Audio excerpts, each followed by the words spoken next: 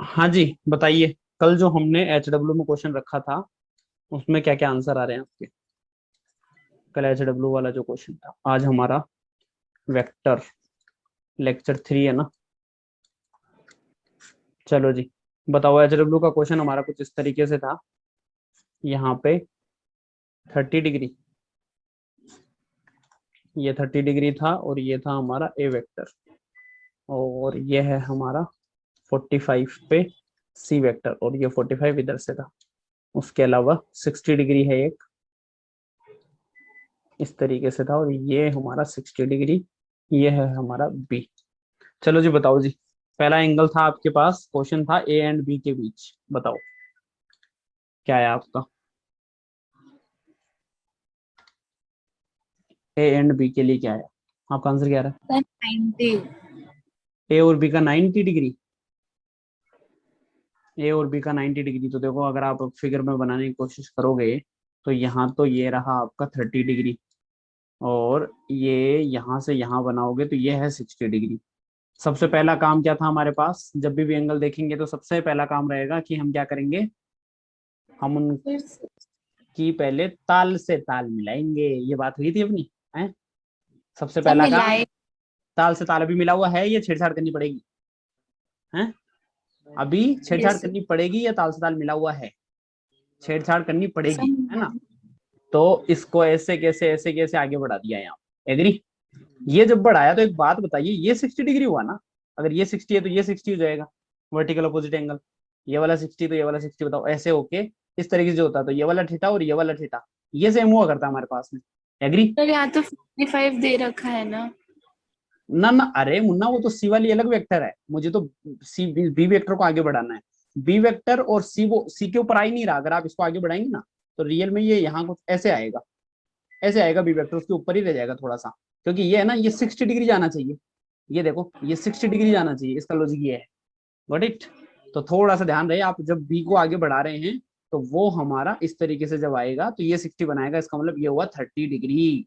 अब बताओ आपका ए और बी के बीच का एंगल, बताओ कितना हुआ? दोनों के बीच का एंगल 60 डिग्री हो गया, ये हमारा फर्स्ट आंसर हो गया। ओके, तो थोड़ा सा आराम से देखने लायक चीज थी। सेकंड जो इसके अंदर क्वेश्चन था हमारे पास में, ए एंड सी। आंसर 60 आया पर आपके तरीके से नहीं आया। आपके भी 60 आया पर आपके तरीके से, तो आपने क्या किया वो बता दो, सर बताओ। मैंने ना हम्म 30 जैसे 90 में ये 90 का एंगल बन रहा था तो 90 हाँ, माइनस 30 लग गया। तो 90 - 30, तो फिर तो आपने शायद कहीं ना कहीं ये कोई एंगल निकाल दिया, ये वाला एंगल। यस 90 - तो ये तो कहाँ ए और बी कहाँ है? हमको ए और बी भी तो देखना है। अब यहाँ जाके अगर आप देखेंगे तो आपको साफ साफ ए और बी दिखेगा। ये देखो, ये हमको दिख रहा है यहाँ पे ए वाला वेक्टर, और ये दिख रहा है हमको बी वाला वेक्टर। तब जाके हम उन दोनों के बीच का एंगल, ये एंगल हमने 60 बनाया है, ये एंगल 60 आएगा। तो थोड़ा इस तरीके से ध्यान रखना, प्रैक्टिकली आप नोटिस करो कि एंगल बनने के लिए टेल से टेल मिला हुआ हो, और फिर उन दोनों के बीच का अपन एंगल देखें, तभी तो मजा आएगा। ठीक है, ए और सी के बारे में बताओ, ए एंड सी।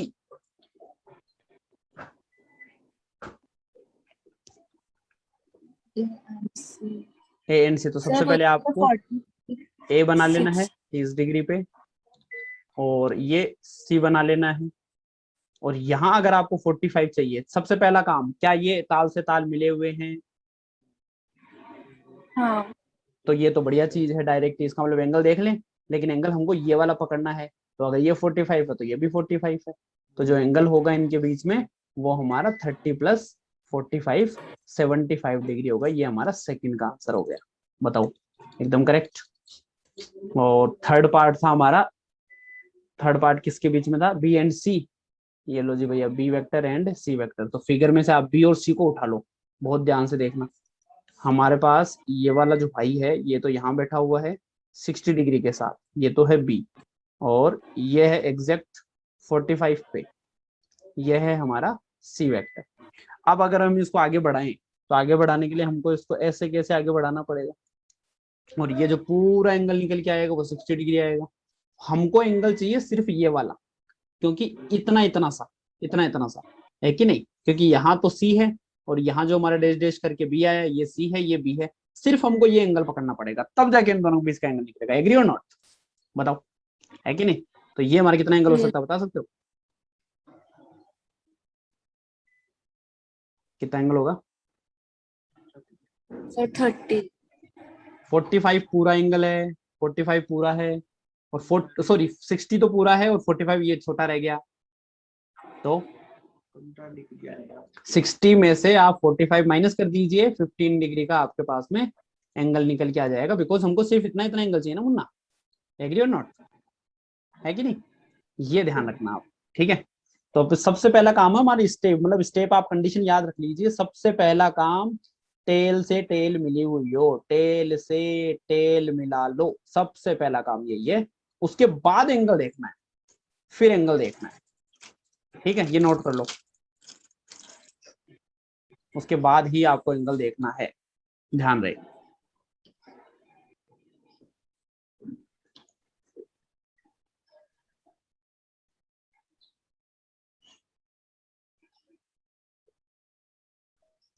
चले आगे, चलो जी। अब आज हम जो हमारा आज का नया लेक्चर शुरू कर रहे हैं, नया टॉपिक शुरू करेंगे, उसके अंदर हेडिंग रहेगी हमारे पास में टाइप ऑफ वेक्टर्स। क्या रहेगी? Type of vectors. वेक्टर कितने तरीके के हैं वो सब बातें आज हम करने वाले हैं। तो पहले अपन इन सबको समझ लेते हैं, उसके बाद में आपको लिखवाऊंगा। तो पहले समझने के लिए मैं एक बार 4 समझा रहा हूँ, फिर चारों को लिखेंगे अपन। सबसे पहला है हमारे पास में इक्वल वेक्टर। क्या है? Equal vector. उसके बाद होता है हमारा नेगेटिव ऑफ वेक्टर। अभी लिखना नहीं है, केवल और केवल बोर्ड पे देखना है। इक्वल वेक्टर, उसके बाद में हमारा नेगेटिव बोल दो या अपोजिट वेक्टर बोल दो, ठीक है। उसके बाद एक है हमारे पास में पैरेलल वेक्टर। क्या है? Parallel vector. और एक है हमारे पास में एंटी पैरेलल वेक्टर। बहुत ध्यान से देखना, आराम से समझ में आएगा मस्त तरीके से। इक्वल वेक्टर जैसा कि नाम से समझ में आ रहा है, इक्वल वेक्टर में तो नाम ही से समझ में आ रहा है कि ये सारा का सारा, या कोई ऐसे दो वेक्टर पकड़ लो, ऐसे कोई दो वेक्टर जो कि इक्वल हो। और इक्वल होने से क्या मतलब है?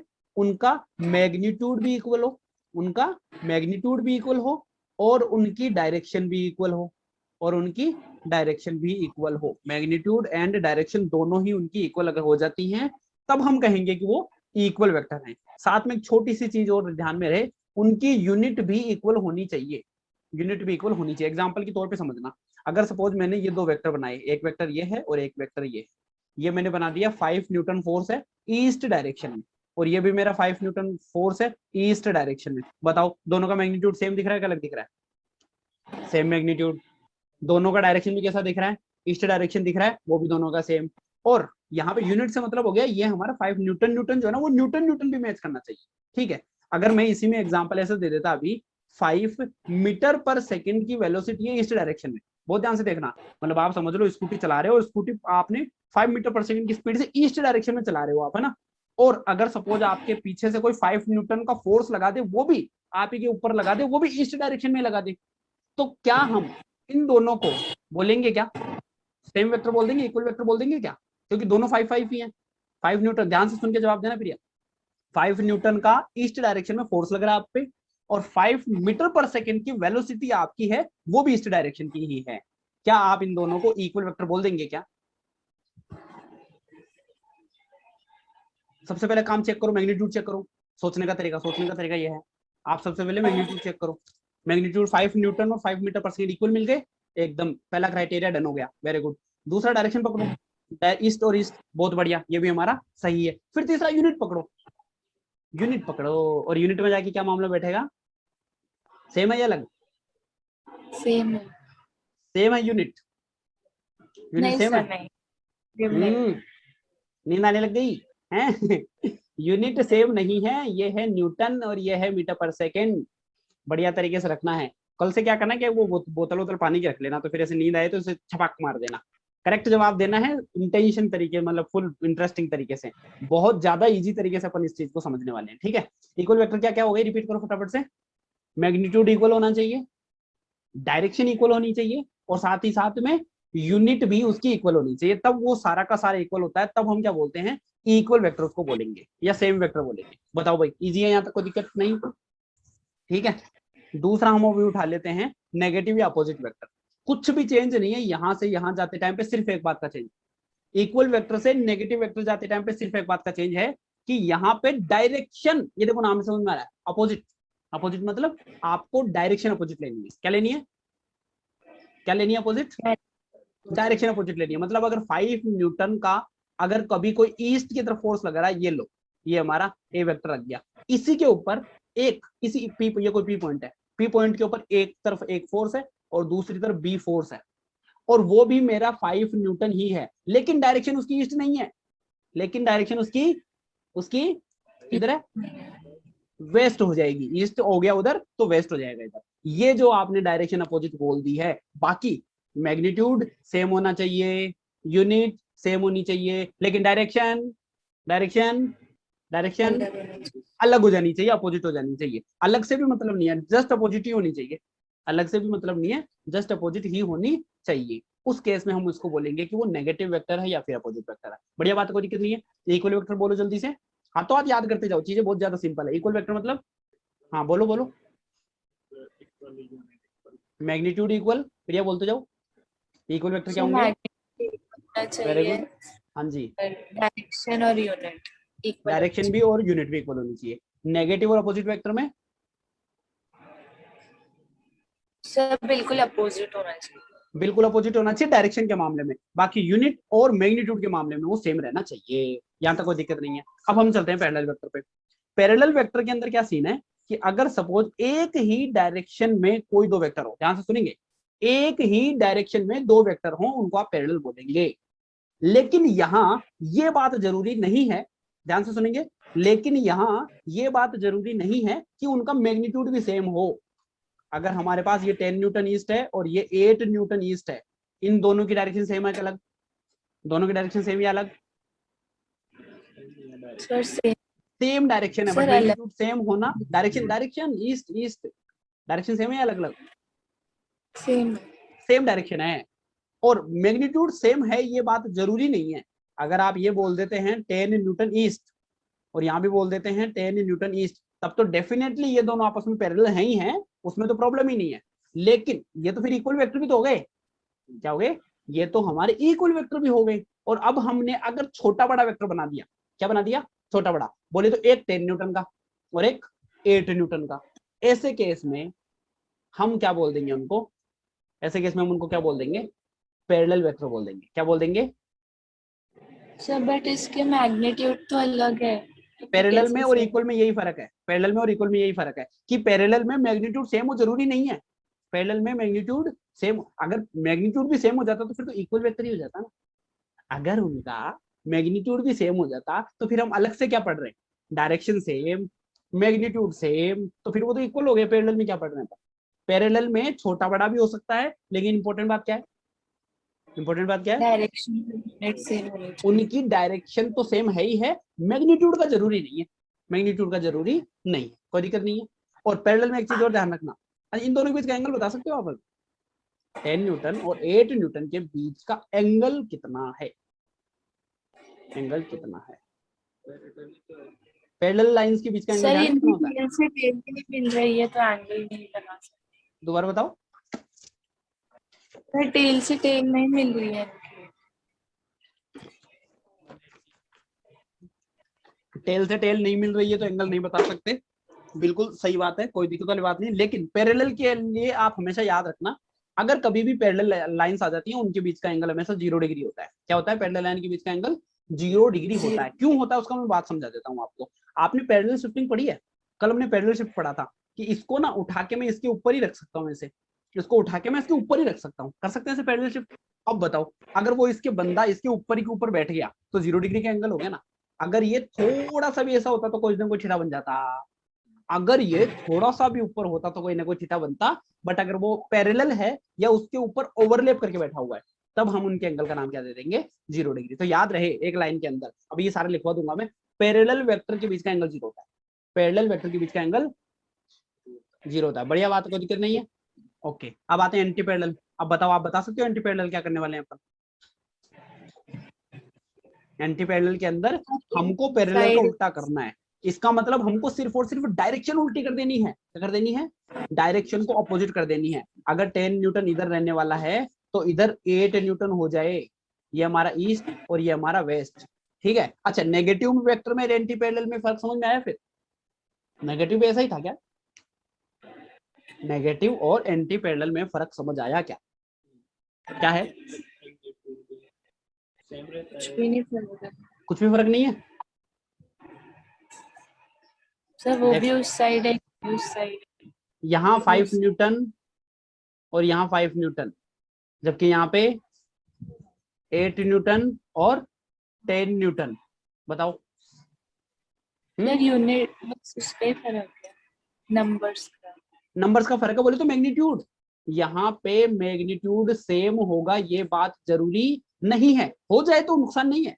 अगर आप ये कह रहे हैं मैग्नीट्यूड सेम है तो कोई प्रॉब्लम नहीं होने वाली है, लेकिन अगर मैग्नीट्यूड सेम नहीं है ना, हाँ सर वो तो नेगेटिव में भी मैग्नीट्यूड के तो कोई फर्क नहीं था। मैग्नीट्यूड नेगेटिव के अंदर सेम होना मस्ट है, मैग्नीट्यूड सेम होना मस्ट है, और ये जरूरी बात है। अगर आप ऐसा नहीं कर रहे हैं तो नेगेटिव वेक्टर हो जाएगा। ये हमारा सेम मैग्नीट्यूड है, ये वहां मस्ट होना जरूरी है, जबकि यहाँ पे जरूरी नहीं है। बताओ भाई, समझ में आई ये बात? क्या डिफरेंस है? नेगेटिव वेक्टर और अपोजिट वेक्टर के अंदर मैग्नीट्यूड का सेम होना जरूरी है, लेकिन यहाँ पे मैग्नीट्यूड का जरूरी नहीं है। अपोजिट या कम ज्यादा होगा तो भी चलेगा, अपोजिट या कम ज्यादा होगा तो चलेगा। ये बात समझ में आती है? पक्की बात, एकदम परफेक्ट है। चलो जी भैया, लिखना आप इसके अंदर शुरू करो। ये तो हम इसको तो मिटा देते हैं, और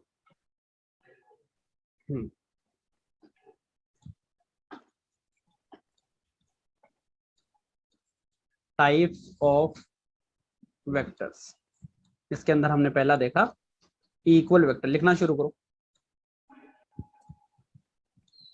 equal vectors, the vectors which have same magnitude, same magnitude। दूसरी बात इसमें क्या इंपॉर्टेंट है? Same direction, also have same unit, उनकी यूनिट भी सेम होना जरूरी है। These are called equal vectors, these are called equal vector. और इसके लिए आप एग्जांपल बना सकते हैं कुछ इस तरीके से कि अगर ये ए वेक्टर है और ये हमारा बी वेक्टर है, ये भी हमारा 5 न्यूटन ईस्ट डायरेक्शन में है और ये भी हमारा 5 न्यूटन ईस्ट डायरेक्शन में है, तब ये दोनों हमारे इक्वल वेक्टर बोले जाएंगे। ये भी ईस्ट और ये भी east. These are A vector and B vector is equal. यहाँ पर सबसे बड़ी बात क्या है? इन दोनों का मैग्नीट्यूड भी इक्वल है, और मैग्नीट्यूड का मोड से दिखाते थे। ये बात आपको याद है क्या? मैग्नीट्यूड का मोड से दिखाते थे। हाँ भैया, मैग्नीट्यूड को मोड से दिखाते थे। और इनकी डायरेक्शन भी अलग है, दोनों की डायरेक्शन भी ईस्ट ही है, तो यहाँ मैग्नीट्यूड भी आ गई है, डायरेक्शन भी आ गई है, और तीसरा जो न्यूटन है, यूनिट है, वो भी इक्वल है। ऐसे केस में हम इनको इक्वल वेक्टर बोलेंगे। बताओ जी, ये बात समझ में आती है? ठीक है, छोटा सा एग्जांपल मैं यहीं पे दे देता हूँ आपको। चलो, एक हमारे पास ए वेक्टर है, बहुत ध्यान से, एकदम बिल्कुल परफेक्ट, एक बार में सही जवाब आना चाहिए। ओके, बहुत ध्यान से सोच समझ के जवाब देना। मैंने दे दिया 2 मीटर पर सेकेंड ईस्ट, और मैंने बी वेक्टर दे दिया 5 न्यूटन, सॉरी 5 न्यूटन की जगह ये हमने दे दिया है 10 न्यूटन ईस्ट। बताओ जी, क्या ये इक्वल वेक्टर हैं? यस और नो? यस और नो? नहीं है? क्यों भाई, क्या कमी रह गई? यूनिट सेम नहीं है। यूनिट सेम नहीं है। अगर आपने मैग्नीट्यूड भी सेम कर दिया, डायरेक्शन भी सेम कर दिया, लेकिन अगर यूनिट सेम नहीं है तो there is big no to this answer. तो यहाँ पर रीजन रहेगा हमारा because unit is not same. Note कर लो इसको भी, unit is not same. Equal I think बहुत अच्छे समझ में आ गया आपको ना। इक्वल वेक्टर, मैग्नीट्यूड सेम होना चाहिए, डायरेक्शन सेम होना चाहिए, यूनिट भी सेम होना चाहिए। ज्यादातर बुक्स में आपको ये दो बातें मिलती हैं, या तो मैग्नीट्यूड सेम कर दो या डायरेक्शन सेम कर दो, लेकिन वो यूनिट भी सेम होना चाहिए, ये भी ध्यान रखने वाली बात। ठीक, इतना कर लिया तो अब हम चलते हैं अगले पेज पे, और ये है हमारा 2 नंबर पे यूनिट वेक्टर के बाद negative of vector. Negative of, negative के ब्रैकेट में ये भी लगा दीजिए आप, ऑपोजिट। नेगेटिव वेक्टर या फिर ऑपोजिट वेक्टर। और इसके अंदर क्या रहने वाली है definition? The vectors which have same magnitude but same magnitude but same magnitude but different direction. Direction different होनी चाहिए। Very good. और वो यूनिट वगैरह जो है वो सेम रहनी चाहिए, वो बात तो है ही है ध्यान में ना। तो यहाँ लिखेंगे हमारे पास में, लिखते जाओ आप भी, the vectors which have same magnitude and different direction are called negative vector, negative of vector. Vector का नेगेटिव निकालने का तरीका ये रहा। अब जैसे इसके अंदर अगर आपको एग्जांपल दे दिया जाए, ए वेक्टर है कोई 2 न्यूटन का ईस्ट में, ठीक है, और बी वेक्टर है हमारा, ये भी 2 न्यूटन है बट ये हमारा वेस्ट में है। किसमें है? वेस्ट में। बताओ क्या इसमें लिख सकते हैं अपन इन दोनों को नेगेटिव वेक्टर लिख सकते हैं? बताओ बताओ, लिख सकते हैं क्या? 2 न्यूटन ईस्ट 2 न्यूटन वेस्ट, क्या ये नेगेटिव वेक्टर हैं क्या? नहीं है। क्यों नहीं है? सेम मैग्नीट्यूड्स सेम है, मैग्नीट्यूड सेम है तो डायरेक्शन भी सेम ही है, तो ये डायरेक्शन भी सेम नेगेटिव है। नहीं है। डायरेक्शन भी सेम ही है। सर आप डायग्राम तो बनाओ। नहीं नहीं, मैंने तो ये लिख दिया 2 न्यूटन ईस्ट और 2 न्यूटन वेस्ट, बस इसी में अब आपको इन्फॉर्मेशन देनी है। हाँ सर ये है नेगेटिव वेक्टर है। हाँ, तो क्या मैं ऐसे लिख दूं, vector A equals to minus of vector B, ऐसा चलेगा? है ना, क्योंकि डायरेक्ट बराबर नहीं लिख रहा मैं, नेगेटिव लगा के लिख रहा हूं। डायरेक्ट बराबर नहीं लिख रहा, नेगेटिव लगा के लिख रहा हूँ। ठीक है, ऐसे केस में आपको याद रहे केवल डायरेक्शन ही अपोजिट होती है, इसलिए माइनस लगा देते हो। अब से ये बात गांठ बांध लेना, क्या अगर आपने इस डायरेक्शन का नाम ईस्ट में दे दिया है पॉजिटिव, तब आपने यहां लिख दिया है 2 न्यूटन ईस्ट, बढ़िया बात। अगर ऐसा लिखने के बाद आपने इधर लगा दिया है वेस्ट में और उसमें आप लिख रहे हैं 2 न्यूटन हमारा वेस्ट, तो याद रहे ये हमारी नेगेटिव डायरेक्शन हो जाएगी। किसी भी एक डायरेक्शन को आप पॉजिटिव दे दो, मैं चाहता तो ऐसे भी कर सकता था, इधर वाली का डायरेक्शन में पॉजिटिव दे देता तो फिर मुझे इधर वाली को नेगेटिव करना पड़ता है। आप किधर भी एक को पॉजिटिव मान लो, कोई फर्क नहीं पड़ता, किधर भी एक को आप पॉजिटिव मान ले, लेकिन उसके अपोजिट वाले का नाम क्या मानना पड़ेगा आपको? उसके अपोजिट को क्या मानना पड़ेगा आपको? उसके अपोजिट को क्या मानना पड़ेगा? नेगेटिव मानना पड़ेगा। बढ़िया बात है, यहाँ तक कोई दिक्कत वाली बात नहीं है। एक डायरेक्शन आप चाहे जो मान लो, कोई फर्क दिक्कत वाली बात नहीं, आप जैसे जहां मानो उसको आप पॉजिटिव मान लो। आप चाहे तो इसको पॉजिटिव मान लो, चाहे तो आप वेस्ट को पॉजिटिव मान लो, पर आपने जिसको पॉजिटिव मान लिया है उसके अपोजिट अगर कोई बात आई तो आप उसमें क्या करने वाले हैं?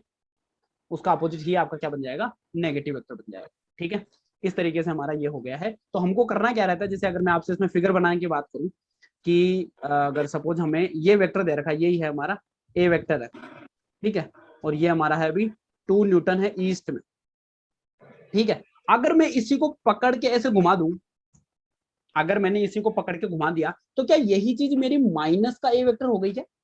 अगर वो उधर वाला ए था, अगर मैं उसको पकड़ के घुमा दूं तो वो मेरा माइनस का ए बन जाएगा क्या? याद रह जाएगा, ये मैं बहुत यूज करूंगा आगे, तो मैं आपसे उस टाइम पे बिल्कुल सीधा पूछ लूंगा कि इसका क्या लॉजिक है। यहाँ पे हमको ये वाली बात काम में लेनी है डायरेक्ट, ये चीज हमको डायरेक्ट काम में लेनी है। क्या क्या क्या किया यहाँ पे अपन ने? क्या किया अपन ने यहाँ पे? अगर हमारे पास में एक डायरेक्शन मैंने वेक्टर बना रखा था और अगर मैंने उसको पकड़ के उल्टा कर दिया है तो क्या वो मैं माइनस का ए लिख दूंगा क्या? ये आपको याद आ जाना चाहिए, है ना। अगर मैंने उल्टा करके लिख दिया है तो उसको उल्टा करते ही मेरा माइनस आ जाना चाहिए। मैं एग्जांपल दे देता हूँ कैसा यूज करवाऊंगा मैं आपसे। मैं ऐसे बोलूंगा कि यहाँ पे कोई ए वेक्टर है, या फिर चलो ऐसे बना देते हैं, ये कोई हमारा, इसको मैं पी वेक्टर बोल देता हूँ, ठीक है, और मैं इसको बोल देता हूँ क्यू वेक्टर। ये लो, ये 2 वेक्टर मैंने बना दिए, दिख रहे हैं आराम से, कोई दिक्कत नहीं है ना। ये हमारा पी वेक्टर और ये क्यू वेक्टर। इसी फिगर को ध्यान से देखना, अगर मैं ऐसे बना दूं तो मुझे यहाँ माइनस का पी लिख देना चाहिए, और ये जो क्यू अगर आप छेड़ नहीं रहे हो तो वैसा का वैसा। ये फिगर समझ में आया कि नहीं आया? इस फिगर से कैसा फिगर बनाया वो समझ में आया? अगर मैंने उस पी को पकड़ के उल्टा कर दिया है तो मुझे माइनस का लगा देना पड़ेगा। बताओ जी भाई, समझ में आया? परफेक्ट है, एकदम बढ़िया। क्यू को भी अगर मैं चेंज करना चाहूँ तो क्यू में चेंज कर सकता हूँ, क्यू को भी मैं ऊपर लेके चला जाऊंगा तो वो भी मेरा माइनस का क्यू जाएगा। बताओ, नेगेटिव वेक्टर निकालना आ जाएगा हमको, कोई प्रॉब्लम नहीं है। तो ये हमारा रियल एग्जाम्पल है, ठीक है, जो हमारे काम आएगा ना, काम का एग्जाम्पल, ये लो भैया इसको ऐसे लिख लो, काम का एग्जाम्पल है जिसको आपको एज इट इज ध्यान में रखना है, ठीक है। उल्टा कर दिया और आपका काम हो गया, उल्टा करते ही नेगेटिव लगा दो, सीधी बात, यहाँ पे लिख दो नेगेटिव वेक्टर, इसको ऐसे लिख लो, बिल्कुल जितना आप अपनी लैंग्वेज में लिखेंगे उतनी चीजें आपको याद रहेंगी। वेक्टर को उल्टा कर देंगे, नोट कर लो ये सब, कर देंगे तो नेगेटिव वेक्टर मिल जाएगा, नेगेटिव वेक्टर मिलेगा। प्रॉपर बिल्कुल ऐसे कैसे लिख लो आप, आराम से एकदम ऐसे कैसे याद आएगा आपको।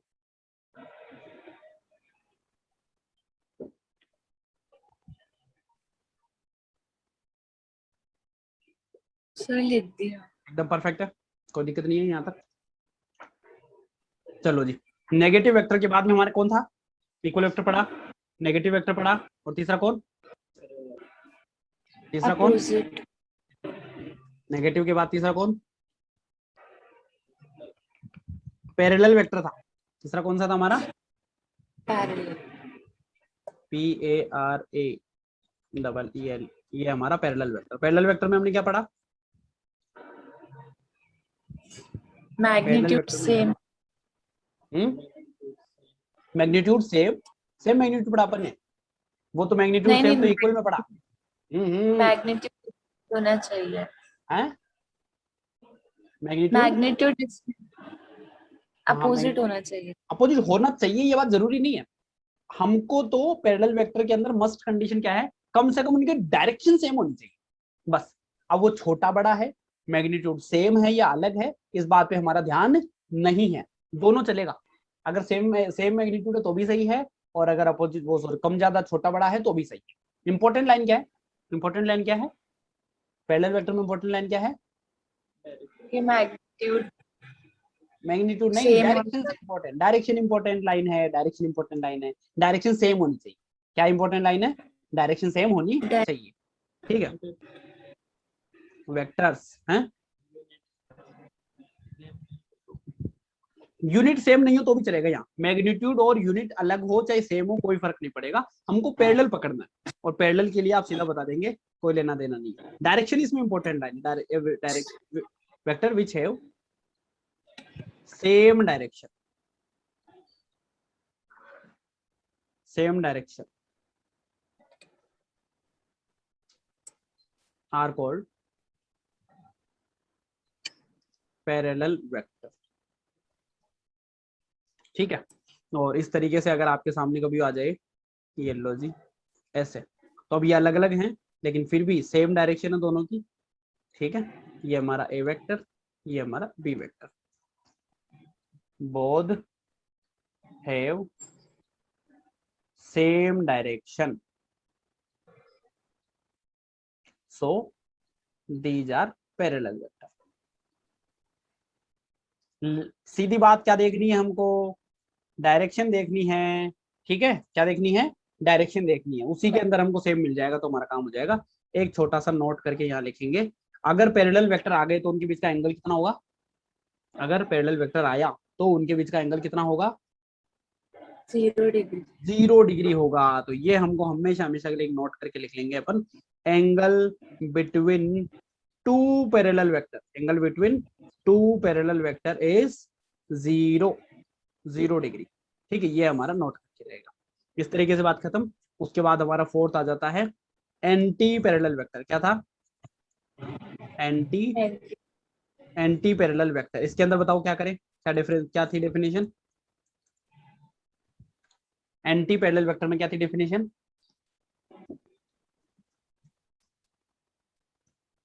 Anti parallel vector, parallel vector के अंदर डिफरेंट होना चाहिए। मैग्नीट्यूड की बात पैरेलल और एंटी पैरेलल दोनों में नहीं करेंगे, मैग्नीट्यूड पे हमारा मेन फोकस नहीं होता। मैग्नीट्यूड मेन फोकस कब रखना है, इक्वल और नेगेटिव वेक्टर में। पैरेलल और एंटी पैरेलल में हमको डायरेक्शन से ज्यादा नजर रखनी है।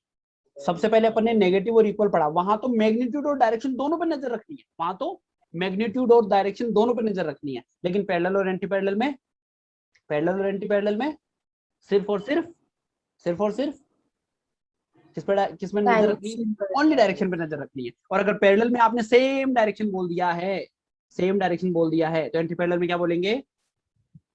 एंटी पैरेलल में क्या बोलेंगे आप? Opposite direction. अपोजिट डायरेक्शन बोल देंगे। बढ़िया बात है। अगर फिगर बनाना चाहो तो ये कुछ ऐसे है, अगर ये मेरा आई वेक्टर है और अगर ये मेरा बी वेक्टर है, अब इनका मैग्नीट्यूड क्या है क्या नहीं है पता नहीं है मुझे, लेकिन इन दोनों के बीच में अगर ये 180 डिग्री एंगल बन जाए, 180 डिग्री बोले तो जस्ट अपोजिट हो जाए, जस्ट ये दोनों अपोजिट हो जाए तो ये हमारा क्या बन जाएगा? एंटी पैरेलल हो जाएगा। ठीक है, इसके डेफिनेशन लिख लीजिए आप। The vectors which have opposite direction, क्या हो जाएगा हमारा? जस्ट ऑपोजिट डायरेक्शन होनी चाहिए बस उनकी। विच हैव, वो फिर नहीं होगा, पैरेलल भी नहीं है, वो एंटी पैरेलल भी नहीं है, वो वैसे बोला जाएगा कि राइट एंगल है उन दोनों वेक्टर के बीच। हमने केवल 0 डिग्री एंगल है उनका नाम स्पेशल दे दिया पैरेलल वेक्टर, और जिनके बीच 180 डिग्री है उनका नाम स्पेशल दे दिया अपन ने एंटी पैरेलल। बाकी अगर कभी ऐसा कोई आ गया ऐसे, ये वेक्टर है और ये बी वेक्टर है, तो हम ऐसे ही बोलेंगे, डायरेक्ट ही बोलेंगे, उनको कोई स्पेशल नाम नहीं दिया अपन ने, ऐसे बोलेंगे कि इन दोनों वेक्टर के बीच में 90 डिग्री का एंगल है, ये दोनों राइट एंगल पे हमारे एंगल बना रहे हैं, तो वो हमारी बात अलग ही रह जाएगी, उसका ऐसे कोई हमने स्पेशल नाम नहीं दिया। ठीक है, अच्छा इनका यूज कहाँ पड़ेगा वो बता दो, बहुत जबरदस्त बात है ये। आप जब क्वेश्चन कर रहे होंगे तो सीधा आपके पास आ जाएगा, there are two parallel vectors, और उनके बारे में कोई इन्फॉर्मेशन दे देंगे, कुछ कैलकुलेशन करवा लेंगे। तो आपको खुद को समझना है कि अगर उसने पैरेलल बोल दिया तो उनके बीच का एंगल कितना, अगर उनके बीच का पैरेलल बोल दिया तो उनके बीच का एंगल कितना? 0 डिग्री समझ के कैलकुलेशन करनी है। उस पूरे क्वेश्चन में आप 0 डिग्री, थीटा की वैल्यू 0 लेंगे और काम करेंगे। समझ में आई बात? उसके पैरेलल बोल देने से आपको 0 समझ में आएगा, उसके पैरेलल बोल देने से आपको 0 समझ में आएगा, ये ध्यान रखना।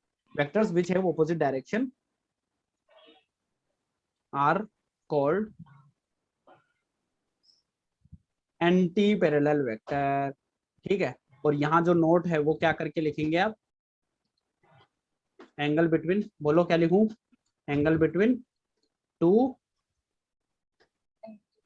Anti parallel, very good, anti parallel vector is 180 degree. हमारा यहाँ 180 डिग्री इन दोनों के बीच में एंगल रहता है। बताओ जी, इतनी कहानी हमको समझ में आती है क्या? ठीक है, कई बार ऐसा और ऐसा भी दे दे तो ऐसे आगे पीछे शिफ्ट कर रखा है तो भी चलेगा, ये भी हमारे एंटी पैरेलल हैं, ये भी हमारे एंटी पैरेलल है। वो मतलब एक ही पॉइंट पे जुड़े हुए हो जरूरी नहीं है, जैसे ये ना ऊपर नीचे हो रखे हैं पर कम से कम पैरेलल हैं, वैसे ये भी हमारे ऊपर नीचे हो चाहे एक जगह हो, ये दोनों के दोनों क्या माने जाएंगे? हमारे एंटी पैरेलल वेक्टर माने जाएंगे। यहाँ मैंने मैग्नीट्यूड की बात नहीं करी, मैग्नीट्यूड सेम भी हो सकता है और डिफरेंट भी हो सकता है। हमारी लाइन कहाँ, हमारा फोकस किस पे रहना चाहिए? डायरेक्शन पे। पैरेलल और एंटी पैरेलल में किस पे फोकस रहेगा? डायरेक्शन पे। हाँ कुछ बोल रहे हो आप? नेगेटिव पे, नेगेटिव के अंदर डायरेक्शन अपोजिट होने के साथ साथ मैग्नीट्यूड भी सेम होना जरूरी है।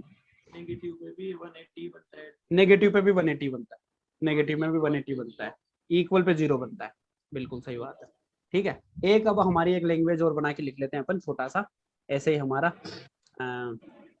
काम की बात केकेबी, हमारी शॉर्ट फॉर्म यही चलेगी, अब केकेबी लिखेंगे हम आगे से। काम की बात क्या रहेगी? इक्वल वेक्टर लिख लो आप, इक्वल एंड नेगेटिव वेक्टर में मैग्नीट्यूड प्लस डायरेक्शन, डायरेक्शन का शॉर्ट फॉर्म में पावर ऐसे एन करके लगा देते हैं, दोनों पे ध्यान रहेगा ना, दोनों पे ध्यान रहेगा, दोनों को कंसिडर करना है, दोनों पे फोकस, दोनों पे फोकस। जबकि पैरेलल और एंटी पैरेलल में, पैरेलल और एंटी पैरेलल में पहला फोकस किस पे, पहला फोकस किस पे जाएगा हमारा? Focus on direction, focus on direction. बताओ जी, इतनी कहानी हमको समझ में आई क्या? बढ़िया बात है, एकदम परफेक्ट है। इक्वल वेक्टर में वापस रिपीट करो फटाफट मेरे साथ, इक्वल वेक्टर में मैग्नीट्यूड सेम, डायरेक्शन सेम और यूनिट भी सेम। ठीक है, नेगेटिव वेक्टर में मैग्नीट्यूड सेम ही है, बस आपने उठा के डायरेक्शन को चेंज कर दिया, मैग्नीट्यूड और यूनिट सेम ही है, बस आपने उठा के डायरेक्शन को सेम कर उल्टा कर दिया है, वो हमारा नेगेटिव हो गया। पैरेलल में दोनों के दोनों डायरेक्शन में होने चाहिए, मैग्नीट्यूड कम या ज्यादा छोटा बड़ा कुछ भी हो सकता है, और एंटी पैरेलल में भी हमने उठा के डायरेक्शन को अलग कर दिया। बहुत बढ़िया। इसके बाद हम चलते हैं आगे, हमारे 3 तरीके के और हम इसमें आगे चलते हैं, 4 हमारे हो चुके हैं ना अब तक। पैरेलल के अंदर यूनिट भी चेंज हो सकती है, कोई प्रॉब्लम नहीं है।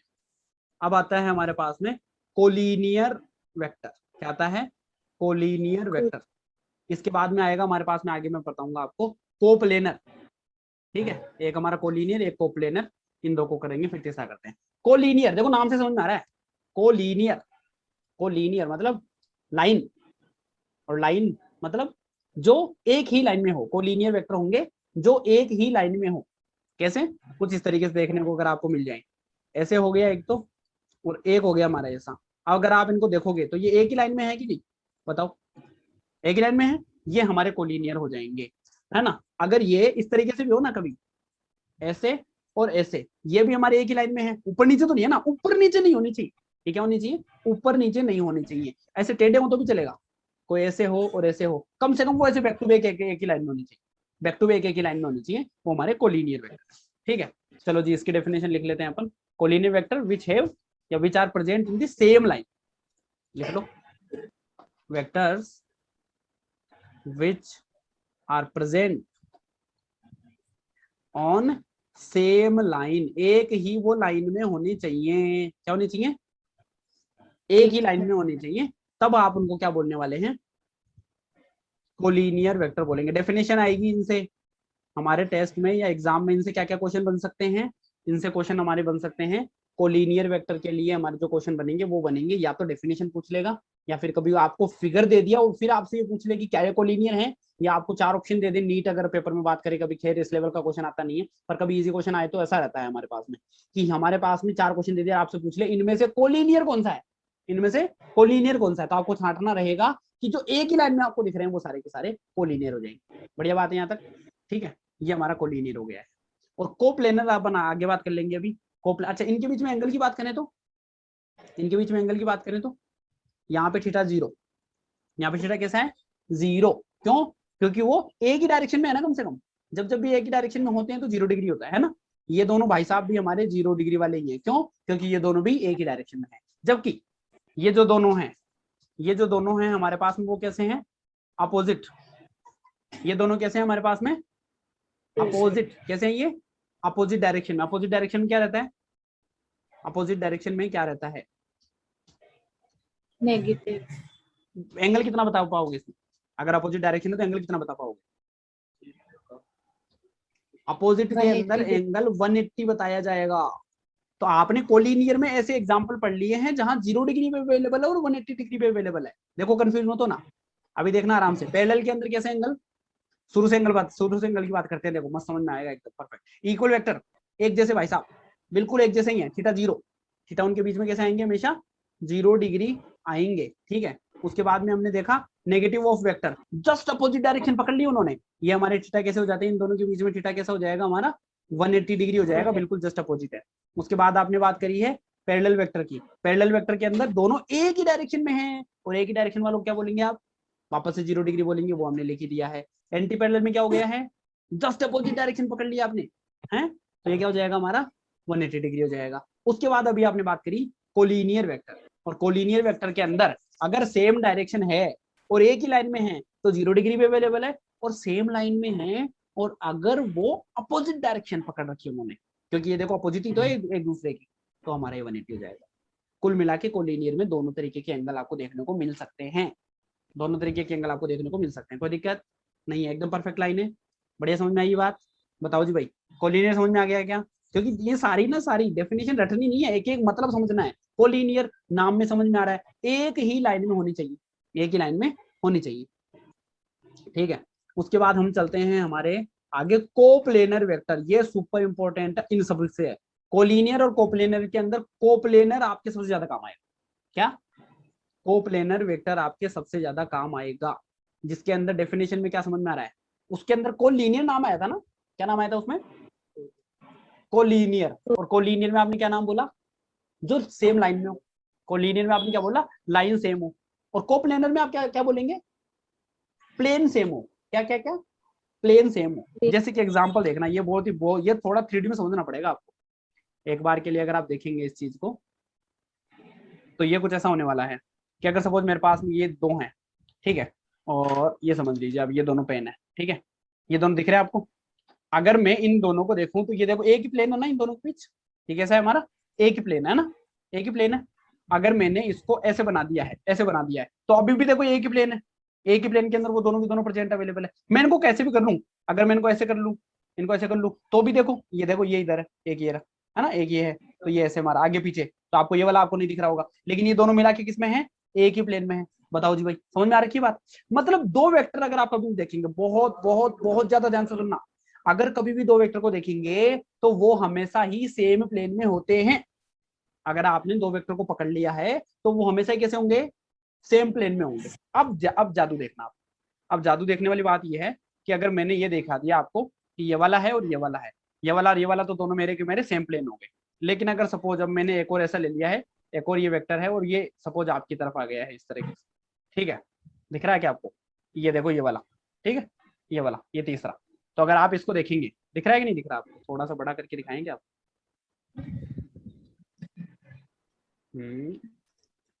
हाँ, ये देखना, अब देखो बढ़िया समझ में आएगा आपको, ये तीसरा वेक्टर है, ये हमारा तीसरा वेक्टर और ये मैंने लिख दिया है। अब बताओ क्या ये देखो आपको बिल्कुल डॉट दिखेगा छोटा सा, क्या ये एक ही प्लेन में आ सकते हैं क्या? ये दिख रहा है क्या आपको? Yes hello, sir. क्या ये एक ही प्लेन में है? अगर आपने इन दोनों को एक प्लेन में बोल दिया तो ये देखो ये बाहर निकला हुआ है, ये बाहर निकला हुआ है। और अगर आपने इन दोनों को, अब अगर आप इन दोनों को एक प्लेन में बोलेंगे तो ये देखो ब्लैक वाला बाहर निकला हुआ है, वो प्लेन से बाहर निकल गया। मतलब तीन वेक्टर आपस में एक ही प्लेन में हो पाना थोड़ा मुश्किल लग रहा है ना, है बताओ, एग्री और नॉट? लेकिन Yes. जादू देखना, अगर मैंने इसको भी पकड़ के, ये लो जी भाई, ये देखो, देखिए ये देखो, अब ये एक ही प्लेन में है क्या? ये तीनों की तीनों एक ही प्लेन में है क्या? अगर आप ऐसे देखेंगे, ये देखो, ये तीनों की तीनों एक ही प्लेन में गए, ये तीनों एक प्लेन में है या नहीं, है ना? तो इसका मतलब बात क्या हुई, समझने वाली बात यहाँ पे ये है कि अगर आप चाहें तो एक प्लेन में इनको कर भी सकते हैं, तीन जो वो होंगे वो हमारे एक प्लेन में हो भी सकते हैं और ना भी। तीन वेक्टर हमारे एक प्लेन में हो भी सकते हैं और ना भी हो, जरूरी नहीं है। लेकिन दो वेक्टर के लिए तो कंफर्म है कि वो हमेशा कैसे होंगे, एक ही प्लेन में होंगे, कोप्लेनर होंगे होंगे। क्या ये समझ में आई मेरी बात? Yes, वापस sir. वापस रिपीट करो एक बार, क्या क्या क्या बोला मैंने? दो वेक्टर के बारे में बोली और एक तीन वेक्टर के बारे में बोली। दो वेक्टर के बारे में तो क्या बोली? सर अगर एक ही प्लेन में होंगे तो पहले तो कोप्लेनर की डेफिनेशन बोली, ऐसे दो वेक्टर या दो से तीन वेक्टर या ज्यादा वेक्टर जो सारे के सारे एक ही प्लेन में हो। एक ही प्लेन का क्या मतलब होता है, आप ये समझ लो, अगर ये कॉपी है ना, इस कॉपी के एक ये जो प्लेन है ना, इस प्लेन के ऊपर आप सारे के सारे ऐसे ड्रॉ कर सकते हैं, क्योंकि वो एक ही प्लेन है ना, ऐसे बाहर नहीं निकला हुआ होना चाहिए, ऐसे आपकी तरफ बाहर नहीं निकला हुआ होना चाहिए, है ना? इतनी बात आपको समझ में आ जाए, ठीक? इस तरीके की जितनी भी हमारे सामने चीजें हैं जो एक ही प्लेन में, वो हमारी कोप्लेनर होती है, ठीक है? अब बताओ आगे फिर और क्या बोला मैंने, और क्या बोला? दो वेक्टर के बारे में क्या बताया कि वो हमेशा कोप्लेनर होंगे। दो वेक्टर के बारे में क्या बताया? कोप्लेनर होंगे। हमेशा ही कोप्लेनर होंगे। वो क्यों? क्योंकि दो अगर आपके वेक्टर है तो आप उनको मिला के प्लेन बना ही दोगे, कंफर्म बात है। लेकिन तीन के बारे में क्या नॉलेज है? तीन के बारे में क्या नॉलेज है? तीन के बारे में यह है कि वो हमेशा कोप्लेनर अवेलेबल हो, ये जरूरी नहीं है। वो आपस में ऐसे भी अरेंज हो सकते हैं जबकि कोप्लेनर है, और अगर वो ऐसे भी अरेंज हो सकते हैं जबकि कोप्लेनर नहीं है। तीन के बारे में जरूरी नहीं है, लेकिन दो के बारे में तो श्योर है। इतना समझ में आया? Yes, sir. चलो जी, इसकी लैंग्वेज लिखो। वीडियो आपको बंद कर दिया गया आपने, या अपने आप ही बंद हो गया? सर मेरा तो चालू है। पता नहीं, तो यहाँ गायब हो गया। चलो कोई बात नहीं, लिखो इसके अंदर, vector which lie, vectors which lie on same plane, note कर लो इसको, which lie on the same plane are called, are known as coplanar vector। Coplanar vector, बताओ भाई, ये चीज समझ में आई? और इसके अंदर आपको नोट करके क्या लिख लेना है, two vectors are always coplanar. Two vector हमेशा कैसे होंगे? कोप्लेनर होंगे, ऑलवेज, बिल्कुल कंफर्म बात है ये, ठीक है? सेकंड जो हमारा होगा,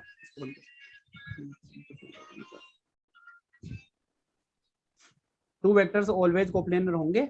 और उसके बाद में ये है कि अगर थ्री की बात चाहिए ना, थ्री वेक्टर्स में और मे नॉट, हो भी सकते हैं और ना भी हो भी सकते हैं और ना भी हो। थ्री वेक्टर्स में और मे नॉट बी कोप्लेनर वो हो और ना हो, ये बात डिपेंड करती है कि वो कैसे उसमें अरेंज हो रखे हैं। जरूरी भी है, जरूरी नहीं है कि वो हमेशा ही होंगे, ठीक है? उसके बाद हमारे पास में जो अगला आता है 7th नंबर पे ये है हमारा कॉनकरेंट वेक्टर।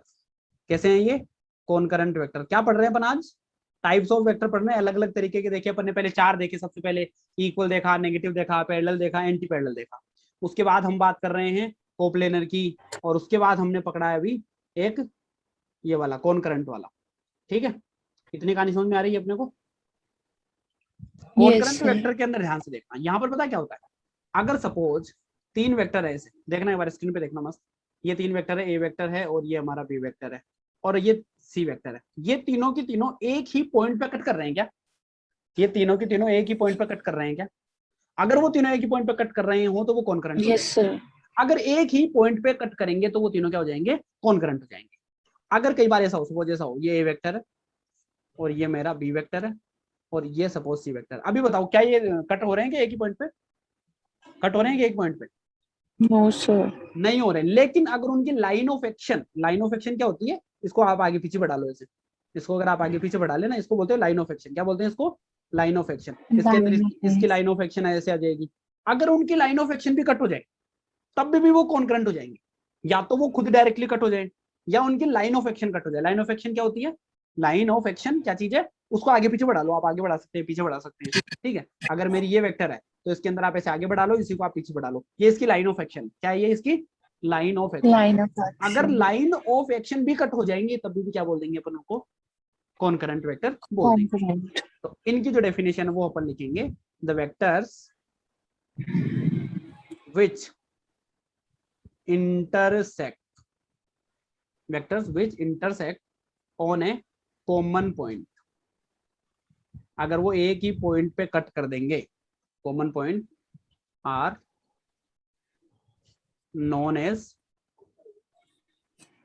कॉनकरेंट वेक्टर। ठीक है, और अगर उनका लाइन ऑफ एक्शन भी कट हो जाए तो भी चलेगा। इसमें और लगा के आप लिख लेना, और if there line of action, line of action क्या चीज है? उसी चीज को आगे बढ़ा लो, पीछे बढ़ा लो।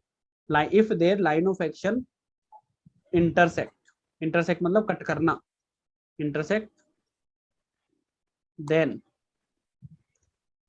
इंटरसेक्ट एट कॉमन पॉइंट, तब भी वो हमारे कॉन्करेंट हो जाएंगे। और ये हमारे दोनों एग्जाम्पल हो गए। बताओ जी, नोट कर लेंगे इसको आप। ये हमारा एग्जाम्पल था इधर लाइन ऑफ एक्शन का। लाइन ऑफ एक्शन के अंदर ऐसे आगे पीछे बढ़ा लेते हैं अपन इस चीज को। बताओ जी भाई, कॉन्करेंट आपको समझ में आया क्या? आया क्या? यस, बहुत बढ़िया तरीके से आ गया। ठीक है, उसके बाद हम चलते हैं, हाँ जी, कॉन्करेंट में प्लेन नहीं हो तो भी 3D में भी कट हो सकते हैं। बार ये इसमें देखना, अगर ऐसे आ रखे हो, ये देखो, अब ये आगे पीछे है हमारा।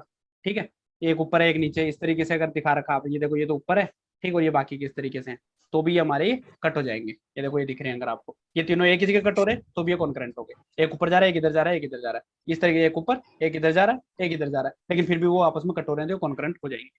ठीक है, चलो जी, इसमें चलते हैं अपन आगे। एक हमारा 8 नंबर आ जाएगा ना, कौन सा, कहाँ तक पहुंचे अपन? 7 नंबर तक पहुंचे, तो ये हमारा हो जाएगा 8 नंबर।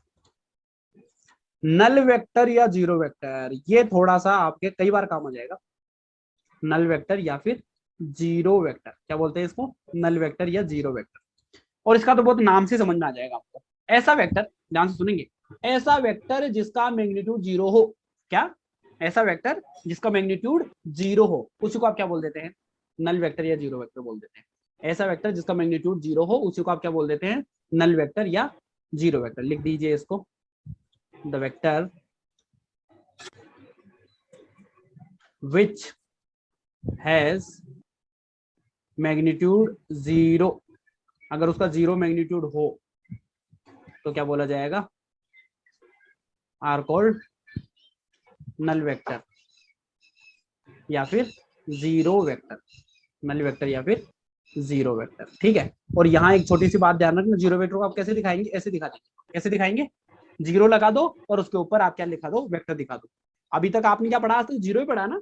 जीरो के ऊपर आज तक आपने कभी प्लस माइनस तो पढ़ा नहीं, लेकिन आज वेक्टर जरूर पढ़ रहे हैं। बताओ, नई बात है ना? ऐसा क्यों है उसका जवाब दे देता हूं मैं आपको। अगर सपोज कोई दो आपके वो नेगेटिव वेक्टर को आपस में जोड़ दिया जाए, अगर दो नेगेटिव वेक्टर को आपस में जोड़ दिया जाए तो वो तो आपस में एक दूसरे को कैंसिल कर देंगे ना।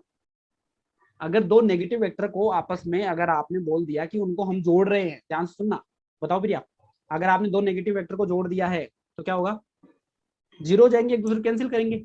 तो अब आप उसका आंसर केवल जीरो नहीं बोलेंगे, अब आप उसका आंसर केवल जीरो नहीं बोलेंगे, आप बोलेंगे हमको जीरो मिलेगा। ऐसा नहीं बोलना, आपको बोलना है हमको जीरो वेक्टर मिलेगा। क्या बोलना है, हमको जीरो वेक्टर मिलेगा।